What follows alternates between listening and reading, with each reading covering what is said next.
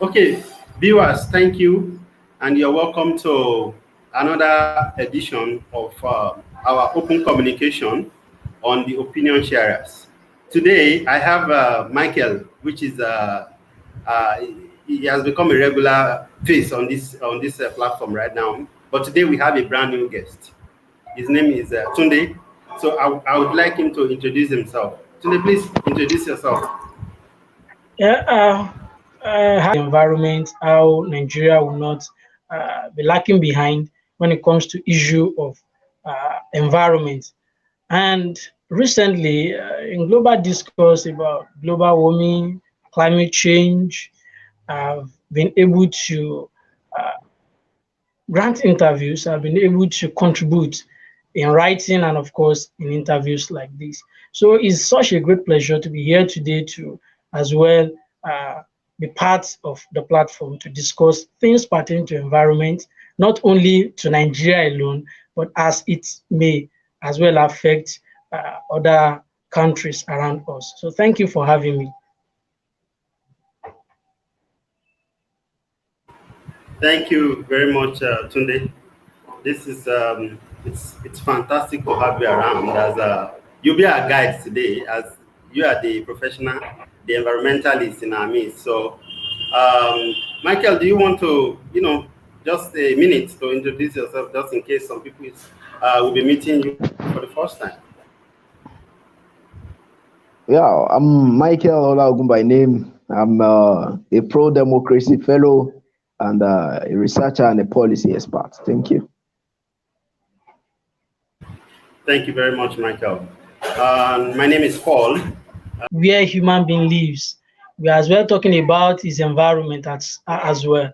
We are talking about the aquatic environment, the terrestrial environment. We are talking about the arboreal environment. We are talking about plants and animals. We are talking about the microorganisms. They are all part of the environment. The mountains, the valleys, the cliffs, all these things are part of the environment, including human being, and even the little microorganisms that we may not really think that is also part of the environment. But whichever we want to look at it, when we are talking about environment, we talk about the living and the non-living. We talk about man and every other thing around him. So in this regard, both plants and animal, we are talking about the environment. But on the long run, as we proceed, we should be able to dissect and differentiate between all these things and how we relate to them, because whatever we give to them, they also respond, they give back to us. That's powerful. It's garbage in, garbage out, then, right? Yeah. So we give to them and they give back to us whatever it is we give to them. That's good. So now I want to, tap into your understanding because you seem to be very loaded. So what is the responsibility of environmental regulators in Nigeria? So these regulators that I'm talking about would be, generally government agencies. What's their role? How have they been doing? How would you assess what they've been doing so far, based on your experience and what your observation and what you've seen on ground? So far so good. The corruption issue that we're talking about in Nigeria, the regulatory agencies are not also, they are not immune from the corruption issue in Nigeria. So far so good as far as I'm concerned. I don't think that the environmentalists have done well. Though on daily basis, our university and research institution keep churning out certified individuals that they feel that they should be able to contribute, they should be able to provide solution to environmental issues in Nigeria. And we have capable hands. We have individuals who are vast and well read. So for instance, we have the present Deputy Secretary General of the United Nations. She happens to be a former Minister of Environment in Nigeria under the first administration of President Muhammadu Buhari. Then we have people like this on global scale who are doing great, who are contributing globally to issue of environment. But when you bring it back locally, when you look at it in terms of policy, we have good policies that if it is well implemented, we arrive at good place. But then we have so much issues when it comes to driving home issue of environment. And these issues have to, they range from things like data collection, availability of this data as at when necessary, and the individuals working in these institutions. Like I used to say, I said, the institutions we run in Nigeria, they are very porous institutions where even if you are a saint, if you are put in such institutions, you'll be given open hand to just siphon resources that is meant for such institution. So far so good. The institutions, NIMET, hydrological agencies, environmental agencies, the ministries that are responsible for things relating to environment, they have not done well. And as we proceed, we'll tell you how, why, and Is this lecture here? Wow. Michael, would you want to say something while we wait for him to join? Yeah, he raised something very important that is actually not limited to the environmental sector of the country alone. It cuts across board. That is effective data management system that we are lacking in this part of the world. Data itself is alive. It is a composition, or rather, it is the background, the foundation on which any societal development should be laid. But unfortunately, in this part of the world, things are done abstractly. Somebody will just wake up one day. I expect that in 21st century society, whoever is coming up to actually debate over any matter, to actually push any discussion, should be talking from a very informed background, referencing data, talking about the environmental impact of any project. You should be able to talk to me from the angle of data. But unfortunately, it is not so in this part of the world. We've seen our parliamentarians at the National Assembly debating about the policies of government just on assumption without due reference to data. So I think our guest has made a very cogent point that data is lacking. And without data, there is no way development in any society can be pushed because data itself is life. So I salute our guest for making that submission, and I hope that this will be translated to the public, or rather those who are the echelon of policies, those who are the policy actors, to know the importance of data in the development life of any society. Thank you. All right, thank you, Michael, for that input. I'd want Tunde to look at something, which is something that I have personally observed. And that is the fact that it's like we don't care about planning in Nigeria. And if my statement is bogus, please correct me, okay? No, it is not disputable. You have actually made a point. So I think where I lived in places like Lagos, I live in Ibadan, I live in Ondo, I live in Ikiti, I live in Ado. So and then stepping out of Nigeria, and I found out that cities are planned from ground zero.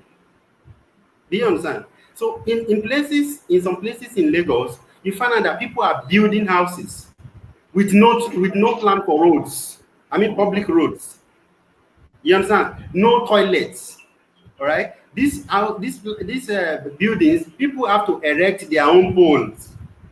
So and I keep wondering, what is wrong? Is it that people? Is it the people's fault or the regulators' fault? So and how will this? Because I think I want to link that to corruption. And if I'm wrong, feel free to correct me. So how is it that things have continued like this in that country for so long? How and where are we heading to? all right, that is a very nice question. Like during the introduction part, I told you that I've been in the beauty industry for the past 10 years, and every day we keep seeing different issues coming up. We have a particular ministry called Ministry of Urban and Regional Planning. In some states, you have it as Ministry of Urban and Housing. You have it as Ministry of Housing or whatever. They are all tilted towards the same side. We as well have another ministry in virtually all the states. We have Ministry of Environment. We have Ministry of Planning.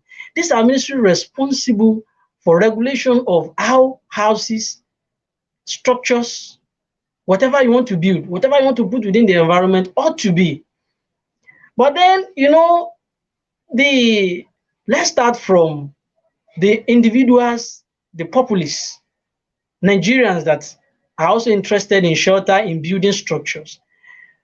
The first thing we notice over the years is that we have very few Nigerians that are interested in planning.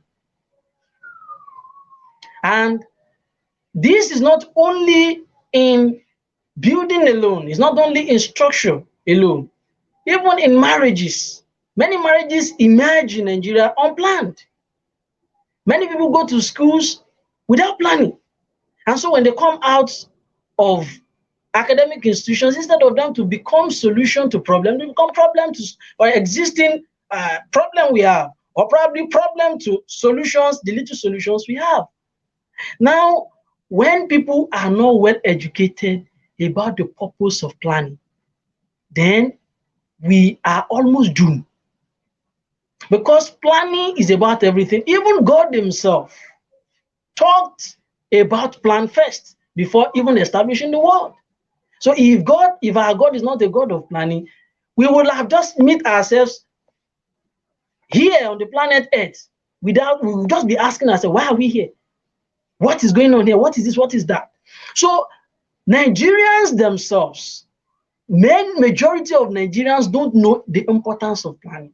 And they don't know that planning is what we go back to at the advanced stage when you have a city all around us, because it helps us in days of disaster. In disaster management, planning will help us. In going forward, politically, economically, planning will help us. And it all boils down to issue of data. Now, going to government and government agencies, you have Ministry of Urban and Planning, Ministry of Urban and Regional Planning, that is not interested in planning. Planners in the ministry do this work for their own gain, because they knew that government is not always there to check what they are doing. Let me give an example quickly. In 2009 or 2010, immediately I finished my diploma in architecture, I decided to go to Ekiti State, to the Ministry of Urban and Planning. And I submitted my IT form there, so that I was looking for a placement in that ministry. When I got there, something happened. I met a man, and the man happens to be a very close associate with the director in that ministry. And they have been indirectly using the stamp of that planner, of that director. They have been using that seal indirectly when he's not around. So immediately when the man entered, the guy said, Oga, so some people came in here, they said they wanted to get some drawings approved. And the Oga laughed, said, you are now telling me, are you asking me of where the stamp is? Have you guys not been using it? And I was shocked. I said, this is crazy. The institution of government in this country are not taken serious, because we have individuals who are not qualified running the institutions. We are not talking about the DGs, we are not talking about the commissioners, we are not talking about the permanent secretaries, but we are talking about the people that are running the day-to-day affairs of this ministry. Now, if you have your money, if you have individuals in the ministry, you can push your way through. You can build houses under high tension. You can build houses on green areas, green belts, places where there are supposed to be reserved areas. You can start having stadiums, you can start having other buildings there. And this is not far-fetched from the fact that people in politics, people in government and in the corridors of powers have maneuvered their ways over the years to get the ministry into doing those things that they are not meant for. So the ministry is too porous, and the people working there, they are not serious. Those are reasons why you have planning issues all around us, and you have a lot of slum in Nigeria. Most of our cities emerge from nowhere. They are not planned before they start. Look at Abuja, for instance. Abuja happened to be a planned city, and today you can see, if you enter Abuja, you see the difference. Under the then president Olusegun Obasanjo, quickly, when you have Nasir El-Rufai as the minister of the FCT, Nasir El-Rufai make sure that as a registered quantity surveyor says, no, you guys cannot be putting buildings where they're supposed to be setbacks. You cannot be putting buildings where they're supposed to be green belts. And people respected Nasir El-Rufai for that. Again, if you look at a city like Enugu, Enugu happens to be one of the very first planned city in Nigeria. But again, the issue of maintenance is a problem. So there are a lot of things into that, and they are banded with corruption.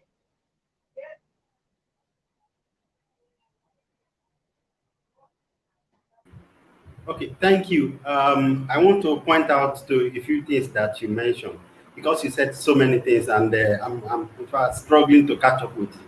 All right. So one thing that you mentioned that I quickly wrote down here is the issue of planning, as in that our cities just spring up like from Yes. ghetto, and as people maybe they make more money, they begin to now try to beautify it. They create their own roads and all of those things. Now, but there's something that I want to call your attention to. Where I live, you know, almost every major cities have its own park. Yes. All right, almost every major community, not even city, almost every major community have its own park where children can go to play. People can go to just relax and just hang around and sit in the evening. So I'm going to put this to you. That is one. Number two is the issue of forest management. I am from Ekiti, and I believe that Ekiti has so much potential as in terms of forest. you know, I think we have a vast land of that can be categorized as forest. So what's our plan? Because I don't even think there's anything like planning in maybe I'm wrong. Just try to put me through because you have a huge knowledge in this. You see, we recently, when I travel around the city of Lagos, and not only Lagos, all across Nigeria, you keep seeing people sinking cables on daily basis.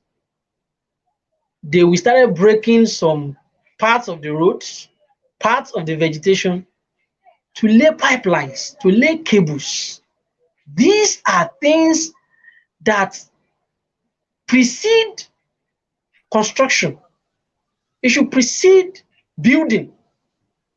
When you have a society that is not planned, on daily basis, they'll be doing what is called cut and sew. They'll be cutting and sewing on daily basis. Like electrical cables, sewage pipes, water pipes, all these things supposed to have been laid even in forests before they start. And so it boils down to the issue of master plan. Urban and regional planning ministries, Ministry of Housing, what are they doing? Now, if you talk about issue of park, if you come to somewhere like Lagos, you see there are places that used to be park some 10 years ago. One rich man Hello? have bought into it. And by the time you get there, you start seeing some high-rise buildings. And you ask yourself, why?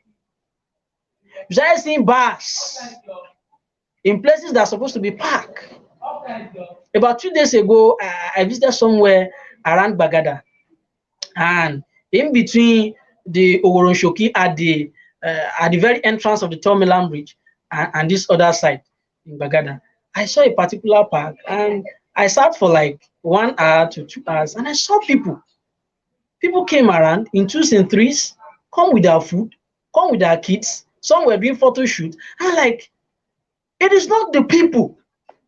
If you put these infrastructures there and there are good policies to make sure that people who violate these policies are well penalized, people will manage things the way it should be. When I entered University of Lagos in 2014, I was made to understand because there are some monkeys in our mangrove.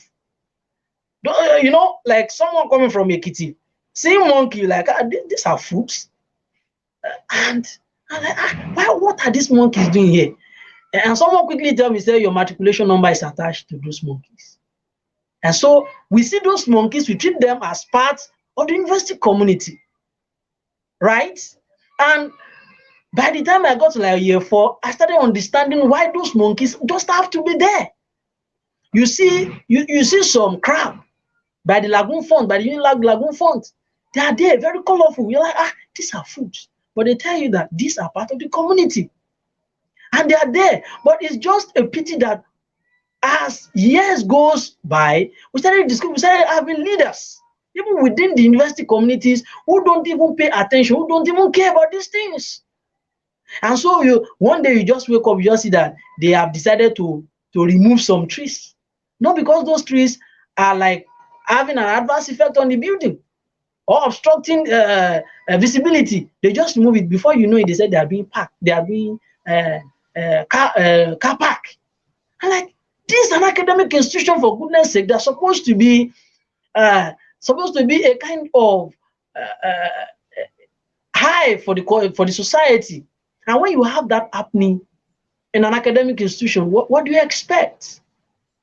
You talk again about our forests. Not only Ekiti State have forests. My brother, if you travel all the way from Ogun State, from Shagamu, if you travel from Shagamu, the Oluwa forest, the Omo forest, all the way from Shagamu to Ekadolo in Benin, in Edo State, they are forests. Thick forest, and you appreciate it. If you travel all the way from Osun State to all the way to Akure in Ondo State, that thick forest. Travel from Ilesha to Ekiti State, there are forests left and right. Do we tap into that opportunity? Do we know that we are just wasting wealth? And on daily basis, we import papers, we import pencils, we import toothpick. There is no way we can run away from these things. They are leadership failure. We have parliamentarians who are just there for nothing, who don't even understand how the society is being run. And so in some advanced countries, those forests that you are seeing left and right, they are already planned. So that when Mr. A comes tomorrow and buy a plot there, they already tell him that, sir, this side is a reserved area. This side is for this. And so you don't even need to start digging cables for this and that. So there are planning issues and there are policy issues, there are leadership and political issues.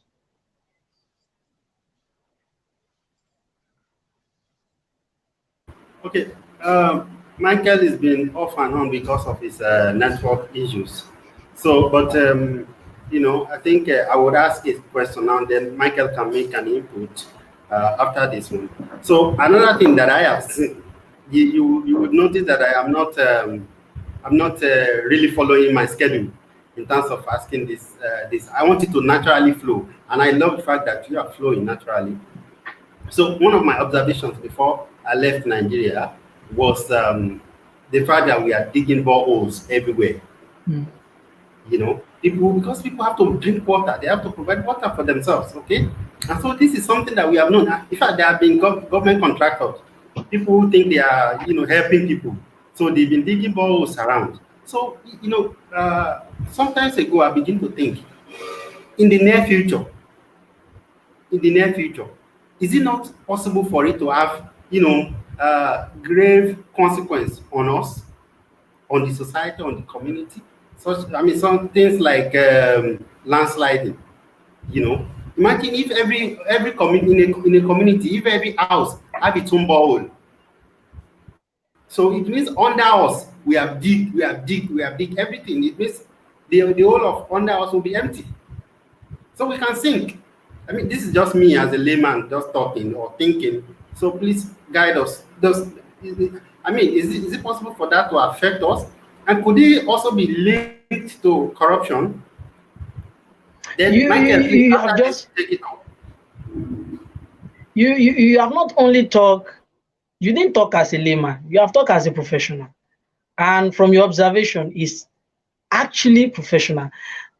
When Michael visited me about two years ago, thereabout, and I took him to somewhere beside Kana where we used to fetch water when I was doing my degree. See, in Shomolu where I stayed during my degree days, the way it was planned, if people follow government instructions, or if the instructions, the government policies are well followed,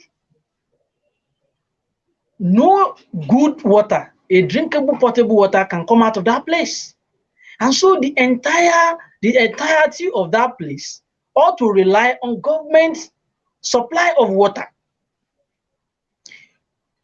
I've got friends in Saudi Arabia, in Kingdom of Oman. These are places where in a year, 2, 3, they may not see rain. But government make sure that there is rain. Government make sure that there is water for people to use.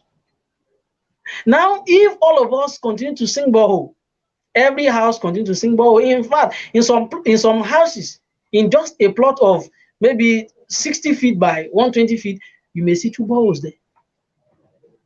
So it means that we are causing a kind of hole at distance, which on the long run, if these holes based on vibration are connected, we can sink. It's possible. And just mere earth tremor can cause a whole lot of collapse. Not only that people are sinking this borehole irregularly, not only that they are sinking it not according to standard, they are sinking it and they are producing waters that may not even be good for consumption. So on the long run, it shows that we now have, instead of us having leaders, we have killers. Because when you have a parliamentarian who gets to the parliament that he didn't even know what it takes, why is there, right?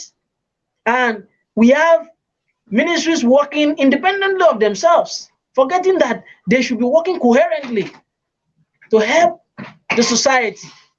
These are issues of planning.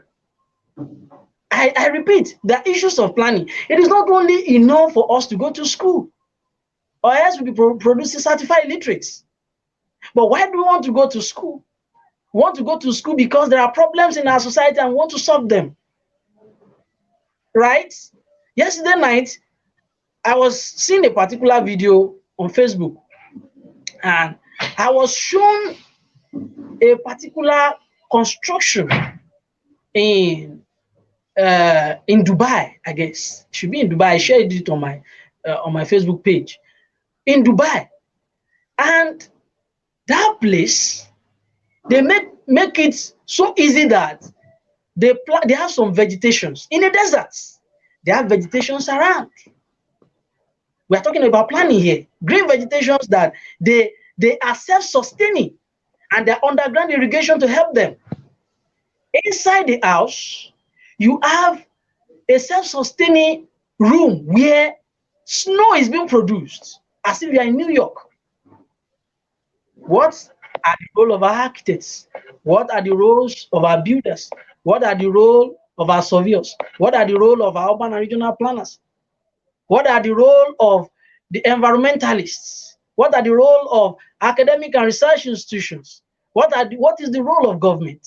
Are we tying the gown and the town together? Or we just build institutions that are running in isolation of themselves? We will have this problem if we don't pay attention to planning.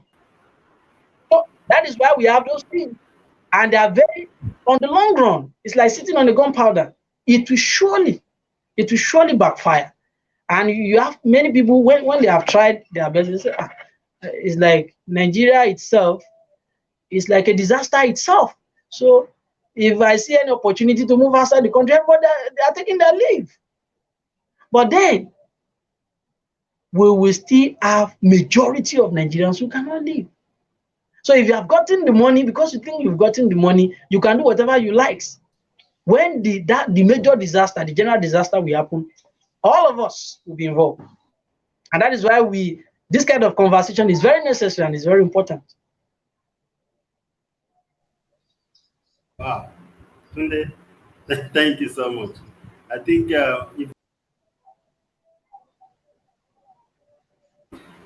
Michael, we are waiting for you. Michael, can you hear me? It's not stable. Okay, Tunde. Let me just I've personally seen farms in Abu Dhabi, between Abu Dhabi and Alain. That's okay. Let's say between Dubai, Abu Dhabi, and Alain. I've seen farms in the desert, as in deep in the desert. If you go to the mall in Abu Dhabi now, they have some tomatoes that are as big as my hand. In fact, you will prefer them to the ones that are imported. They tell you this is UAE. They label it UAE. They are so proud of it. All right, that is in a desert. When it rains in the UAE, we people practically celebrate it. In fact, it will make it to the news. And people see, I do wonder, how did their forefathers, how did they sustain, how did they manage in that kind of environment? I mean, if you spend, there are places, if you spend, there are places and time, if you spend 30, 40 minutes outside in the sun, you might collapse. Under the hand of the sun. Yet, those people they've created a masterpiece in that place. All right. I've seen in India where local farmers, they don't get rain as much too. So when they get rain, they plant their own local irrigation. Local irrigation that is backed by science, that is backed by research. Local farmers create this themselves, such that they find a way to reserve the water in a particular place. I mean, local farmers, perhaps with the help of one professional who is probably works with an NGO and all of those things. And then there are those that are sponsored by the government. All right. So I'm just wondering, and I'm worried about Nigeria when we have so much resources, we have excess of rain. We have vast land. If you throw, I used to say to some people when in the UAE that if you put a seed of beans inside your wardrobe in Nigeria and leave it there, it will grow, it will germinate. It will germinate. Yet this is the kind of country that we are today. It saddens my heart, honestly. It's painful. And when I see Nigerians, when you try to talk to them and they're saying, oh, Nigeria will be good, let us have faith, let us have hope, and then we pray that God will fix Nigeria. God does not fix countries. He has given us all that is needed for us to fix our own country to our taste. The way India is built is different from the way UAE is built. The way America is built is different from the way China is built. So people develop their own design and say, okay, this is the kind of environment that we want to live in, and they built it as such. You see cows on the street in an average Indian city or town, because it has to do with their religion and they don't care. Even it's an headache for me because I don't think it is normal. You see squirrels on the street. In my university, you see squirrels, you see monkeys running around, and I'm wondering, and the mentality of Nigeria do come to me that how can these people allow this thing? They should be meat. You understand? So anyway, if, Michael, you want to make some contribution now, because I have one final question for Tunde before we go. Quickly before Michael, can I just say something on that? Okay, please do. When we are talking about planning, we are talking about a kind of code hello? that a particular society have come together to define for themselves that this is the way we want to be. Let me quickly give you two examples. Let me give you an example of South Africa. In the post-apartheid, or before the apartheid, within the apartheid era, Mandela saw a kind of society that doesn't reflect who they are, and he was not only fighting to fix that society, he was not only fighting to make sure that they have a kind of code that will reflect who they are. they have to suspend their constitution. They have to factor in all the stakeholders, all the tribe that make that entity called Republic of South Africa. They go as far as giving themselves a new anthem. They plan their land. If you are black, this is your side. If you are white, this is your side. If you have this means, you can get house here. If you have this means, you can get. So now, holistically, in the end, they were able to give to themselves a constitution that reflects who they are. That's planning. Look at Nigeria. I once told Mike, I said, take constitution of Nigeria, take constitution of Ghana, and pick one other constitution, maybe Chad. You will discover that the preface to the constitution is almost the same thing. It means that we almost copy or adopt the same constitution, probably that of US. So it doesn't reflect who we are. So now in planning, we should be able to know what is our need. How do we meet the need? That takes us to what to do. When we first have University of Ibadan before the independence, immediately after the independence in 62, the nationalists then said, we need to build a university that can respond to our problem as local as it is. We need to build a university that will reflect our culture. We need to raise engineers, social scientists that understand our people.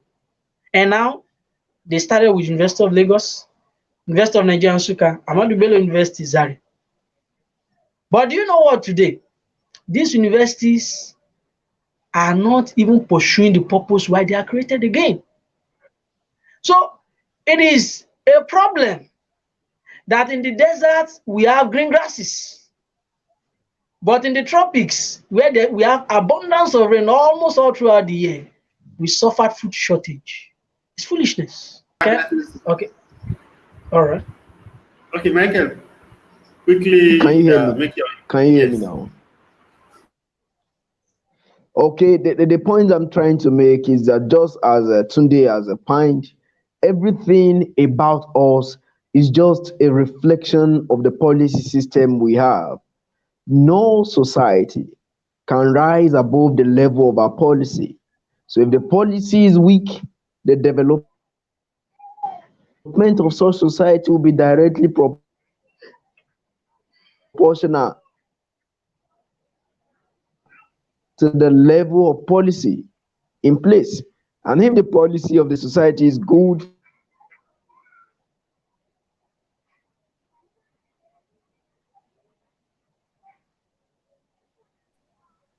It's quite unfortunate. Okay, Michael, continue.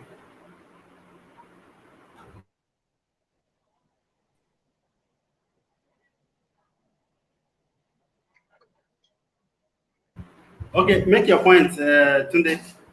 Yeah, we may not do a very solid justice to issue of environment and corruption in Nigeria if we refuse to talk about energy.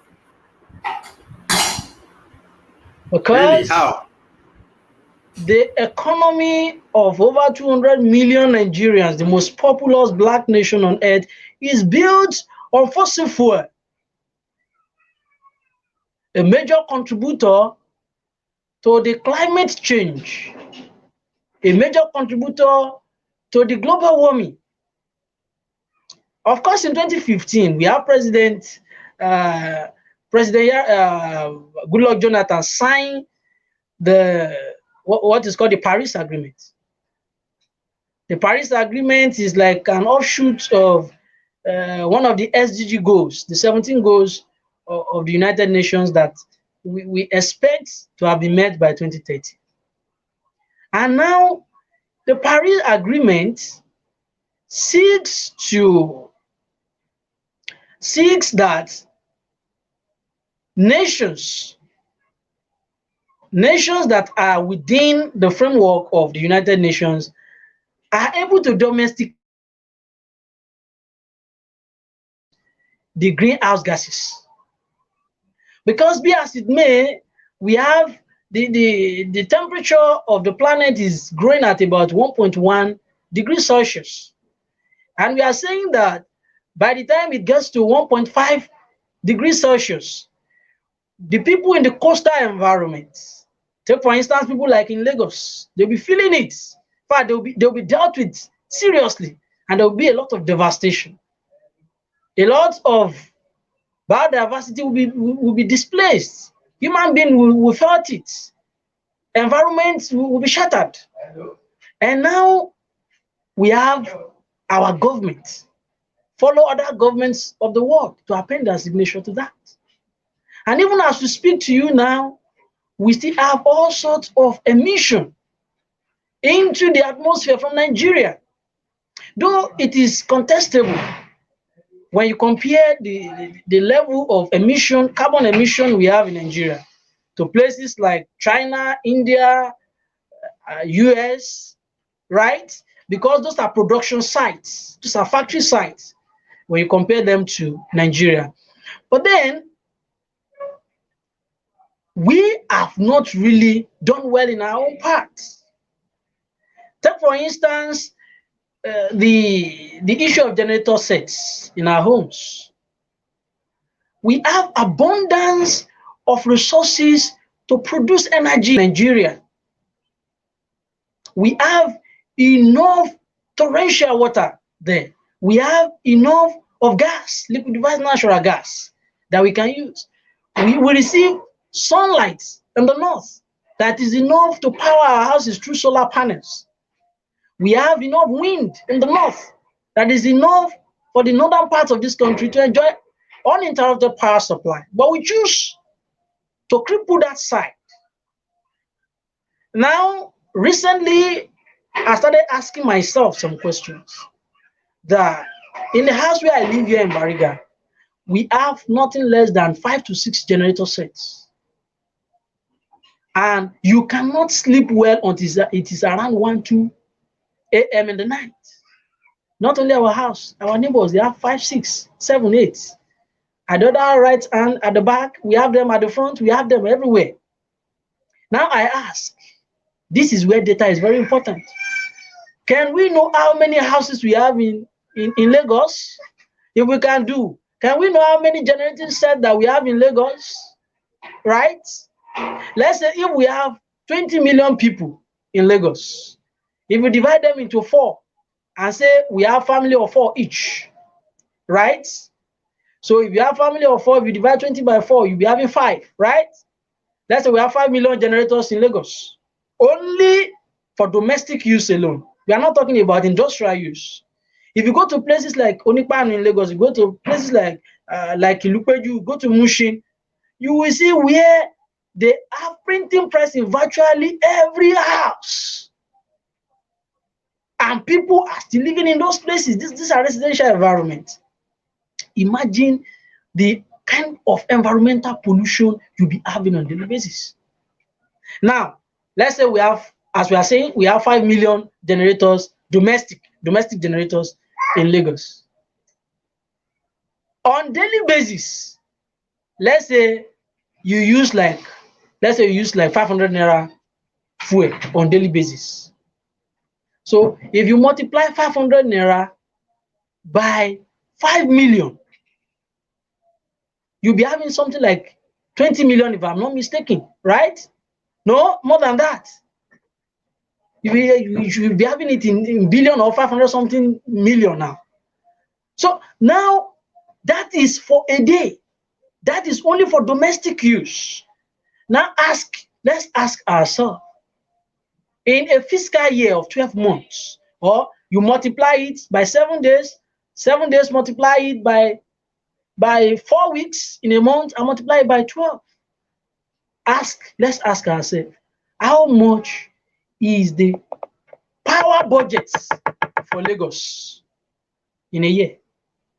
I can assure you that the money we spend as Lagosians in a year, put together every household, is more than almost half of the entire Nigerian fiscal budget in a year. So we have unrealistic budgets. We have government that is not that have left their job undone. And so we are having the adverse effect of that on our environment and on our people. Because the relationship between the environment and man, like I said earlier, is circularly causal. Whatever you throw in there, will throw it back to you. Take, for instance, you have somewhere like Eco Atlantic. Up to now, I still keep asking myself.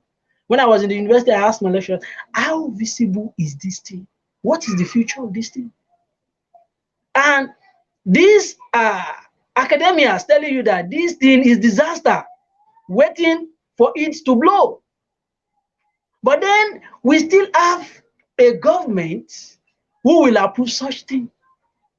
And we have commissioners who will come outside and we say, no, we are trying to use Eco Atlantic to protect Lagos Island or Victoria Island.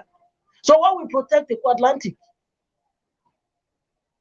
Now, there is a saying that no one can block the course of a river, not to talk of a sea. If we decided to be feeling and feeling the sea or the sink, the flood sink in our environment within Lagos, if we decide to be feeling them and started building houses on them, there will be a day, if the global warming continues, there will be a day that we will have rise in the sea level more than normal, and Lagos will hear it. And I pray that day should not come, but if we continue, that day will come. So well, let's hope it doesn't come. But you know, in Dubai, I've seen a whole estate built almost in the middle of the sea. The most expensive hotel in the world is in the middle. You know, the Burj Al Arab. It's in the middle of the sea. I've been there. Okay, so the only problem can be the fact that we lack the maintenance culture. We don't have I don't know, I'm not sure if we don't, but I'm thinking that we might not have people who can actually foresee, okay, in case danger is going to happen, that they might be able to see it using scientific apparatus or methods or development to be able to see it and then prevent it. You know, but that's just about that. Let me ask you one more question before we go, because this is very important. All right. The Bakassi Peninsula and the Niger Delta, the havoc that has been wreaked by the activities of oil explorers in that area. What is the government, the people, what are they doing, and how has it affected people's lives? I'm sure you must have studied that extensively in your course of study in Nigeria. I served in the Niger Delta. I did my national youth service in Niger Delta. And there is a particular thing. Apologies to those who will be offended. When you have a society that is interested in corruption, a society where people are interested in the fish that you give them and not that requisite knowledge to fish for themselves, is a disaster, is a problem. The Niger Delta, like you may think that it should be one of the most glorified and most developed place in Nigeria, is far away from the truth. Reason being that the people, the government. Now, in the Niger Delta, the oil spillage over the years has destroyed almost the entire biodiversity in the Niger Delta. You cannot have a clean, potable water from the Niger Delta. You cannot have an arable agricultural land because the crude oil has destroyed everything. But we have companies that are taking out crude oil in barrels, thousands of barrels a day. And these are countries that are spearheading the cause of global warming, climate change, and this and that, the green economic stuff. But then, after they must have traded with Nigeria for over 4 decades, over 5 decades, buying the crude oil in raw to their own country. They came up with issue of climate change. And so an economy like that of Nigeria that is built solely, 90% of our economy is built on crude oil. You are now saying that this is the time that we shift from such from that kind of background that we have, we shift to another. Though countries, they also have oil in excess, but what they do, what their leaders did, is that they foresee that in the nearest future something may happen. We may not even have this crude oil there again, and they started building their economy. They build an economy that is reliable on other things. Now, going back to Bakassi Peninsula and the people of Niger Delta, the people there also want instant gratification, corruption. You have boys within a particular community when they said a new oil company has come and they found a particular oil rig in the environment, and let's go and collect money. When I was serving in Edo State, somewhere in Edo North, in Okpela, the Edo North is blessed with limestone. And so, even in our elementary geography, when we were in secondary school and primary school in our social studies, we have learned about the magnitude of limestone we have in Okpela and places like Nkalagu. So, when I got there, I thought that, oh, it's going to be a paradise. But do you know what the youths there do, and their chiefs and their elders? When Dangote will come, want to buy this particular rock to produce cement, they will go and collect money and share. December last year, I was there and I saw youth trooping up and down. What is going on? I called one of the boys. What is the issue? He said, we just sold a particular rock, so we are sharing the money. When they came back, how much did they give? He said they gave us 100 million. So how much was your own share? They say 500 naira. 500 naira. So you see the problem now. So when the government discovered that the people are not serious, the government will not treat, they will treat you as a unserious person. In international policy, they said that you tell the government how you want them to treat you, or else government will treat you the way they want. So there's a problem on the part of the people and their leaders, because they are not coherent in their voice in demanding for what they want. Secondly, is government itself. There is a saying in Yoruba. They said fowl that is pooing inside pots and he's happy. He's not doing the pot. He's doing himself. He's destroying his coffin, because at last that fowl will still end up somehow in that pot. So if our economy is built on crude oil and the government deliberately decide to take these people for granted, sooner or later, more than the way we have had it in time past, we will record disaster from that side. One, increase in crime rates. Today, if you go to the Niger Delta, you know that the Niger Delta recorded highest number of insurgency. Forget the Northeast. Insurgency within. The Boko Haram thing, they are faceless individuals. But in Niger Delta, you cannot walk on the street confidently. Somebody will tap you. Somebody will kidnap you. We have individuals who are not educated, but they just believe that God has blessed us with oil, and so we are not going to do any work.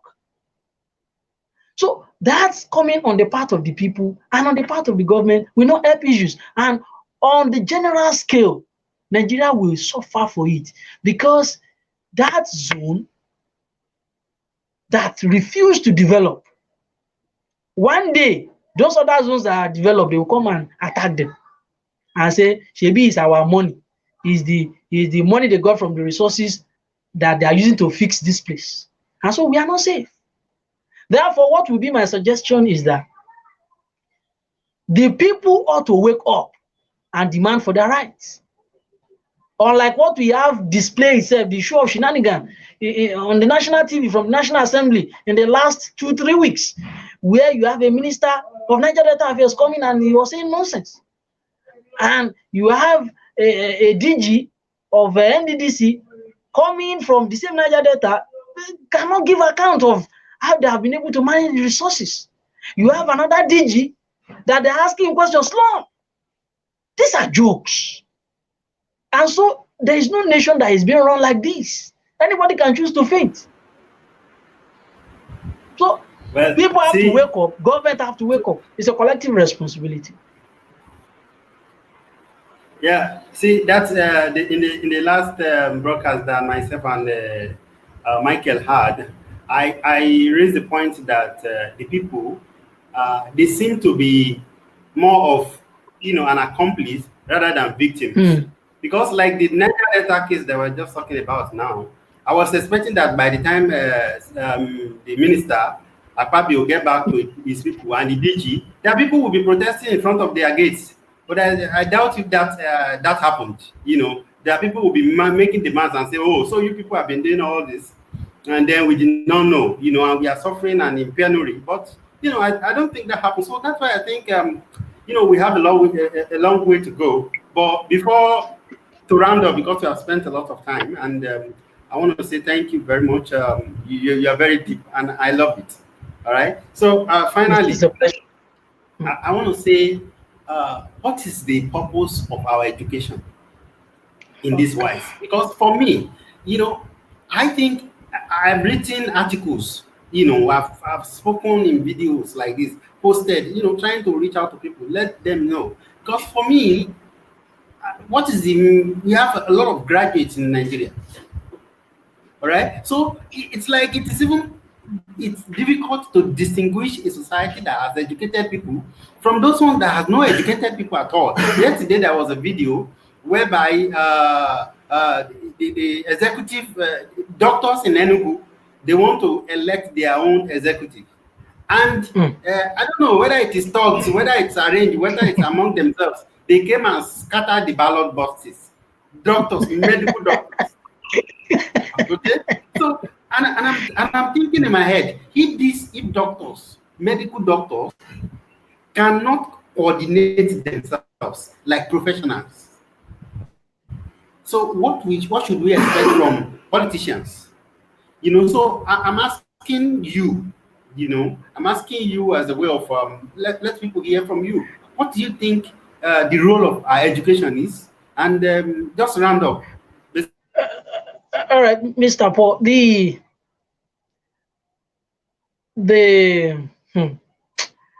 is deep. I can tell you categorically that the best of my life as a Nigerian was spent in the Federal Polytechnic in Ilaro in Ogun State, where I studied architecture. Why? Because we happen to be the foundation set of architecture in that polytechnic.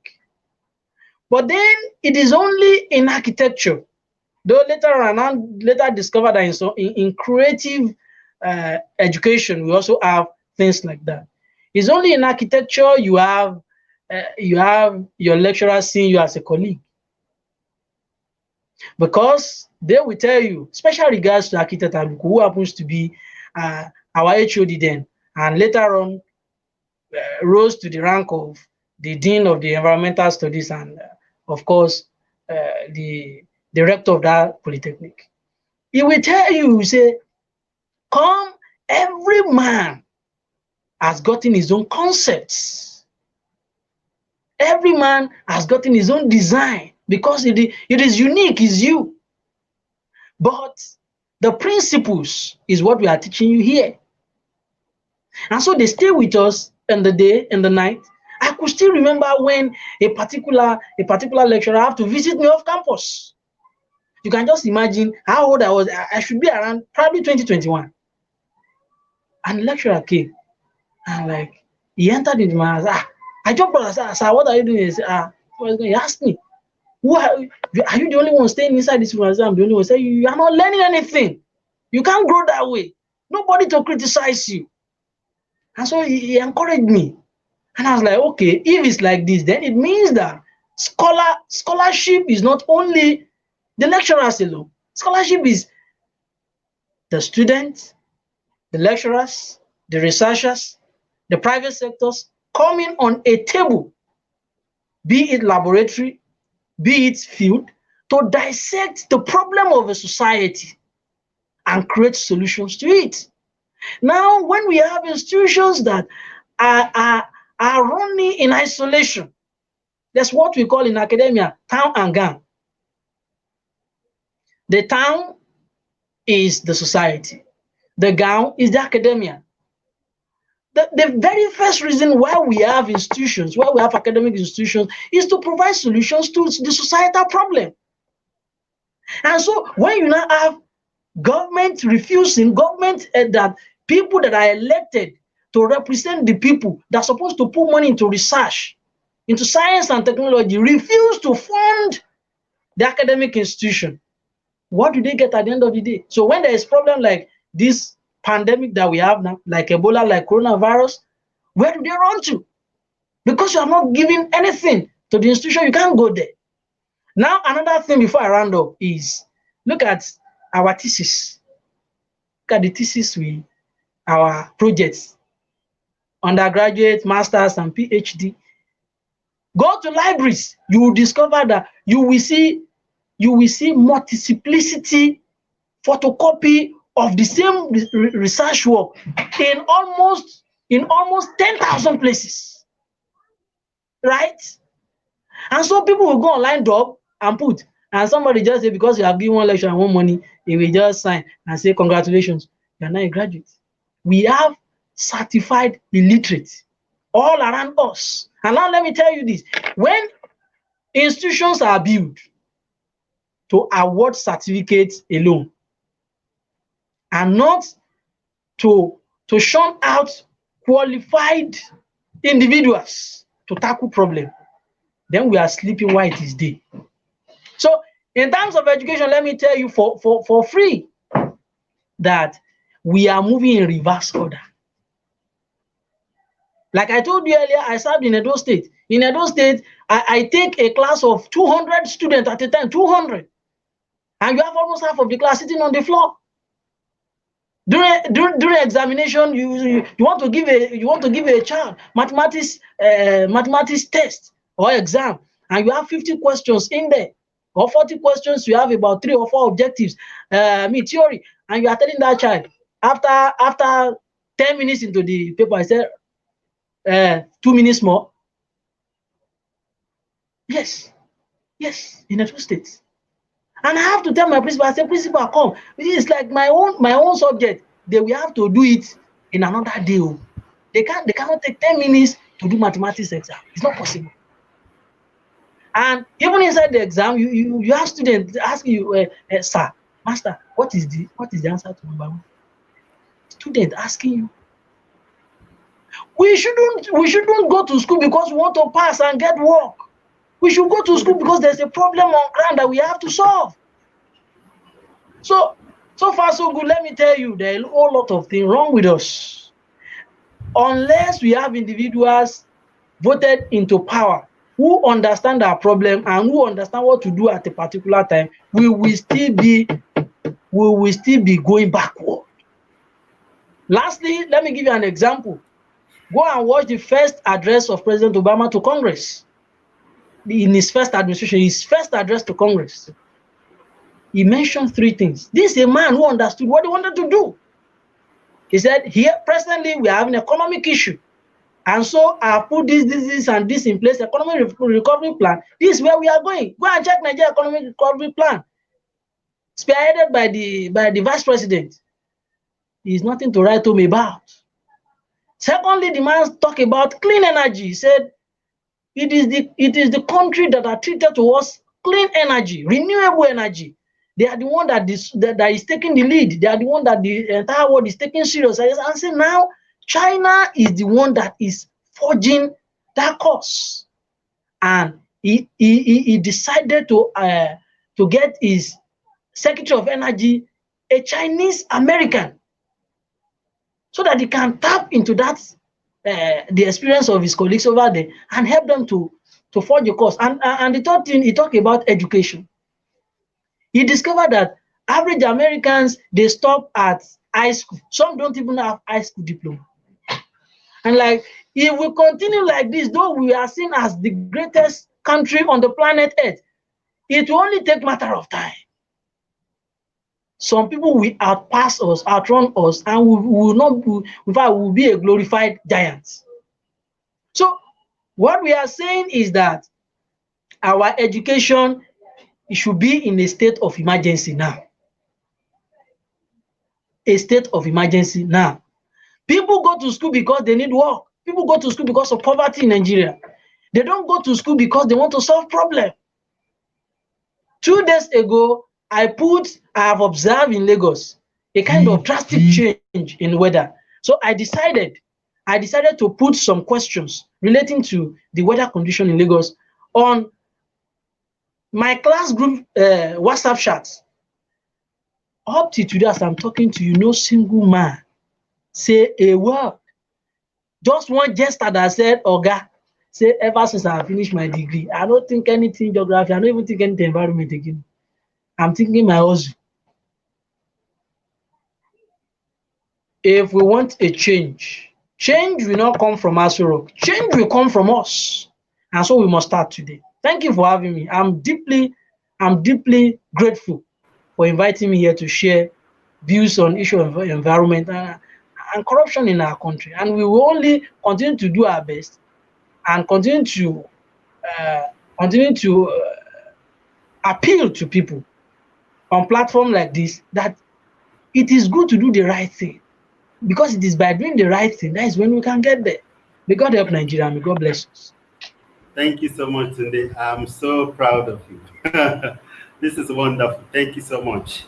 All right, viewers, it is opinion sharers, and here is Tunde Alade Okomo, and I would hope that he would want to join us soon, to discuss some other topics, because I mean, I can vouch for your knowledge. It's powerful, and I'm so impressed.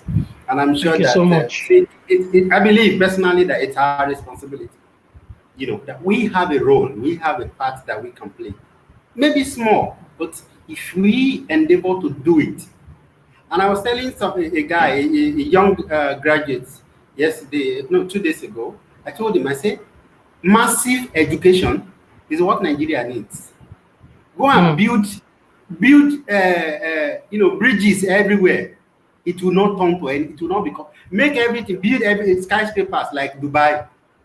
Ignorance will still spoil it. Ignorance will destroy it.